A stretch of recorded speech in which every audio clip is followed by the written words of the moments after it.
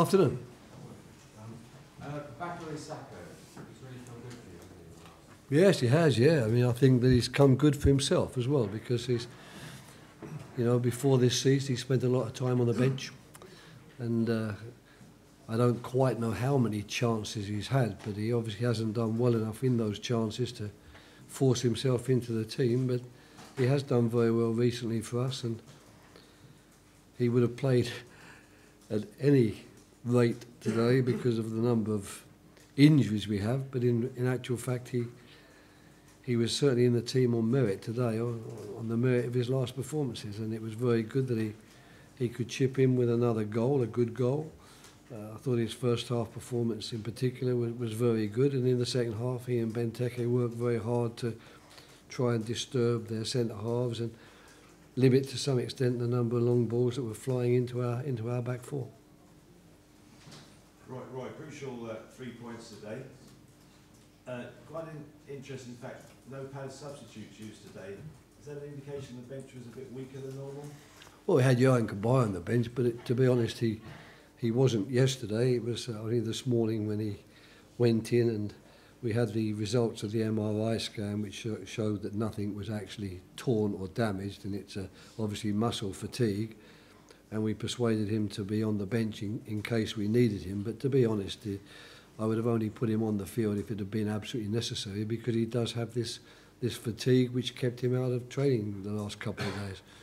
And apart from that, of course, the players who were substitutes and really breathing down people's necks, like Bukayo Saka, like Jaido Riedewald, like Patrick van Aanholt, Tim Fosu-Mensah, they were starters, yeah.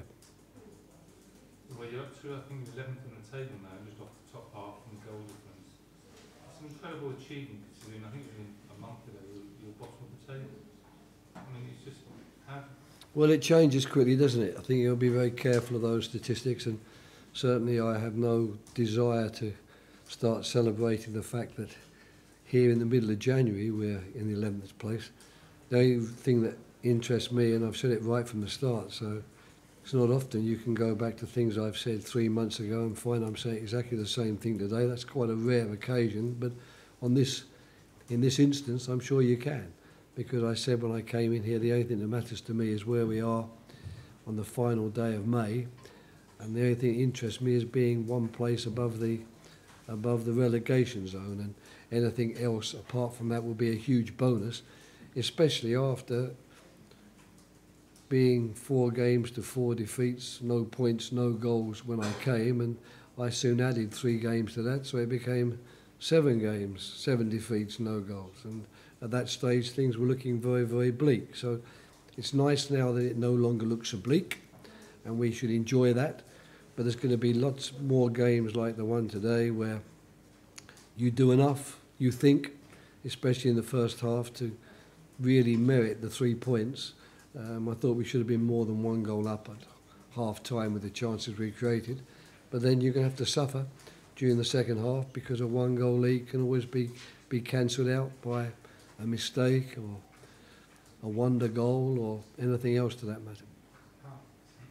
How pleased were you at the way your defence stood up to that bombardment? Yeah, very good.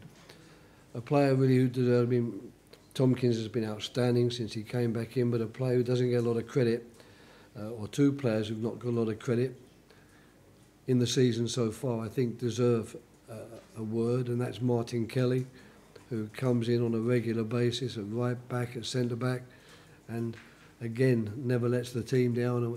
And I think that Wayne Hennessy over these last 3 or 4 games has really started to produce the form that made him such an important goalkeeper for Palace and Wales in the previous season, and we're seeing the best of him as well. So they haven't had a lot of pats on the back, these guys, so I'm taking the opportunity to give them a pat on the back now.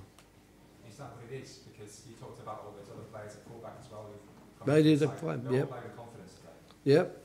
To be fair, we know that Fosu-Mensah and Patrick van Aanholt are real quality players.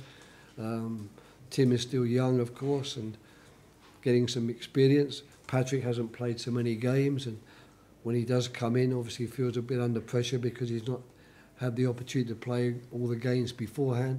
but I'm certain both will go home tonight feeling a lot more confident about themselves, about their performance, and knowing that we, the coaching staff, have really appreciated what they've done. Roy, I was reading that Bakary Sako doesn't have long on his contract left. Right. With the way that he's playing, do you perhaps need to address that now? To be honest, those matters with contracts are being dealt with all the time. I mean, Doug Friedman, our sporting director, has a very clear view and overview of that situation. Steve Parish, of course, is very much involved as well, and they involve me. But you have to be careful with contracts. We've got to make certain that the Bakary Sako that I see, that I've worked with and have enjoyed working with, and I think is doing so well, is the Bakary Sako perhaps that they didn't recognise or know in previous years. So I think at the moment it's pretty obvious that Bakary can sit back quite comfortably and await what he can do over the next month or so, knowing full well that if he continues playing like he's playing at the moment, he's going to get a new contract without any shadow of doubt. What have you done to make him play like this? Because you said earlier that some of the bad habits came back in the second half. What are those bad The bad habits were, of course, not being always aware of the situation and maybe trying to do something in terms of showing a skill which, if it's higher up the field or if you're not desperate to hold on to a 1-0, you'd accept quite happily. But when you're in the situation we're in, you'd rather see him make another decision. So it was really in terms of decision-making more than anything else. I thought his work rate was excellent. I thought Benteke's work rate was excellent. And there's no doubt that if we continue to play with those two as front players, we're going to ask questions of opposing defences in the same way that a team like Burnley asks questions of any defence they play against. Gentlemen, thank you very much.